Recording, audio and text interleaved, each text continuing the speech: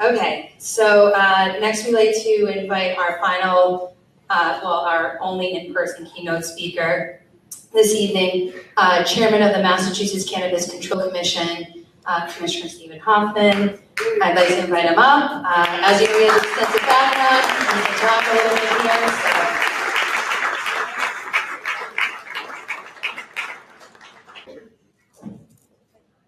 Good evening, everybody. It's an honor to be here tonight. Thank you for the invitation. It's great to be back in Holyoke. And Stephen, I was wondering, in case I get emotional, could you come up here? You never know what's going to happen in these speeches. So, look, I'm told I have 7 minutes. I can usually go for about 5 or 6 hours on this stuff. So let me try to adhere to that requirement.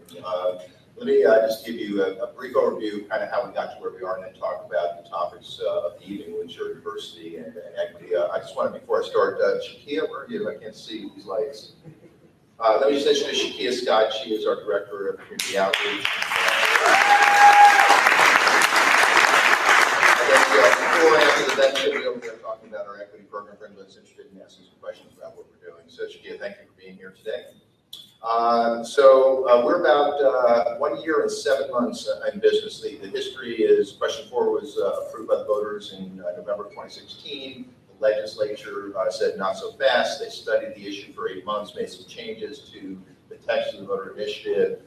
Chapter 55 of the laws of Massachusetts was passed by the legislature and signed by Governor Baker in July of 2017, and the commission of which I'm the chairman got appointed in September of 2017. So I think that makes it 17 months. We started by writing a mission statement, and the first line of our mission statement is to honor the will of the voters of the state of Massachusetts, which is what we are absolutely trying to do. It's hard work. I would give ourselves incomplete on some things, but I think we have gotten started and met all the legislative mandates. So we had our final regulations done by March 15th of 2018. We started accepting applications on April 1st of 2018, including prioritization for 2 groups. One, currently operating medical dispensaries, and 2 people from the disproportionately impacted communities that Joe just referred to. I'll talk a little bit more about that, but we accepted applications for prioritization, gave priority to elements of both those groups, and started processing applications in April of 2018. And according to the legislation, we could not approve applications until June 1st of 2018. So that's when we started approving applications. We now have 16 retail stores open across the state. We have 45 final licenses, including for cultivation, manufacturing, labs, micro businesses, transporters, and a few other categories. And we have about 135 provisional licenses that are building out their facilities. And once their facilities are built out, we'll go out and do a final inspection and let them start operations. So we're moving deliberately at a gradual pace, partly because we've seen what happened in other states that opened 200 stores on day one. In some cases, they didn't have inventory tracking in place, they didn't have background checks in place, they didn't have inventory in the stores. We have chosen a more deliberate path, and I know that there's been some pushback about why it's not happening more quickly. We have always been focused on what this business looks like and how it works for the citizens of the state over the long term rather than any arbitrary short-term deadline. It also gives us a chance. I completely agree with you briefly.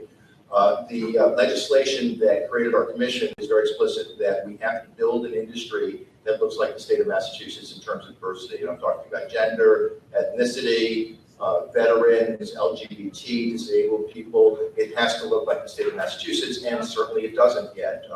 One of the ways the law works is because we gave priority by law and stopped here, but that's why I think in the early stages this does not look like we want it to look and like it will look in the long term.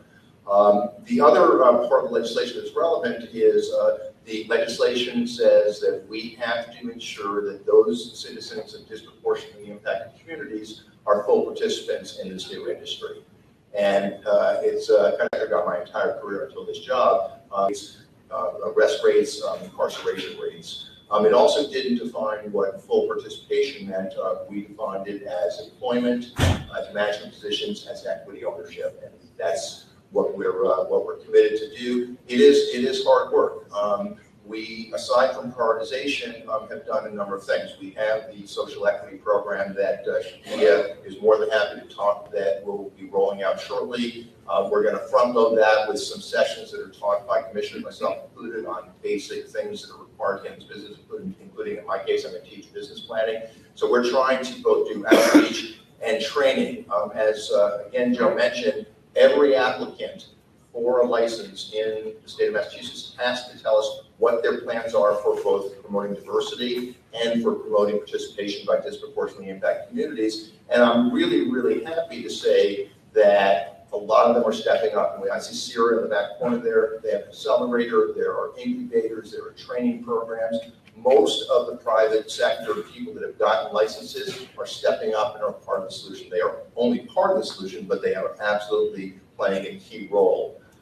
From the commission's perspective, we believe that outreach and training is incredibly important, but as you saw again from Joe's presentation, of the 118 people that received prioritization, living or qualifying for being from these disproportionately impacted communities, of the 118 that got prioritization, 5 have applied for licenses. And we went out and said, well, what's happening with the other 113 of you? And got a bunch of answers. One is that they're just not ready yet. They're just, prioritization means that whenever they apply, they get to the front of the queue, and some are just not ready to apply. Some say that there's some categories of licenses that are not yet available, social consumption and delivery, and they're waiting for that.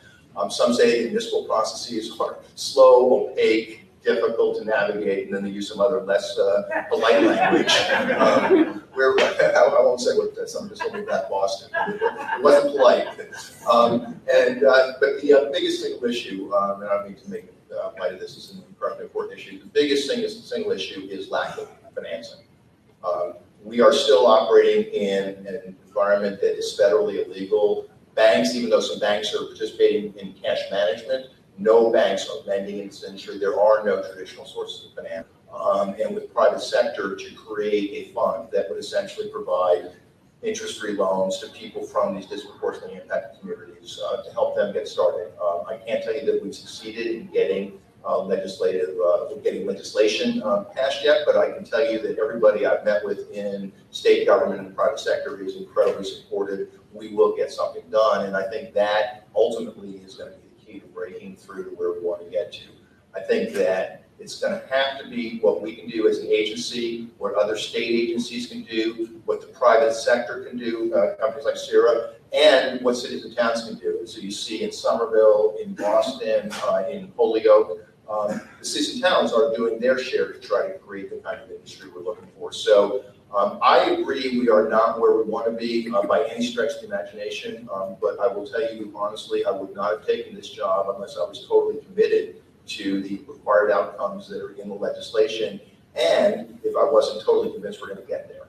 It's just hard work and it's going to take a while, and needs everybody in this room to be part of the solution, but we're going to get there, and I'm proud to be part of the solution. Thank you.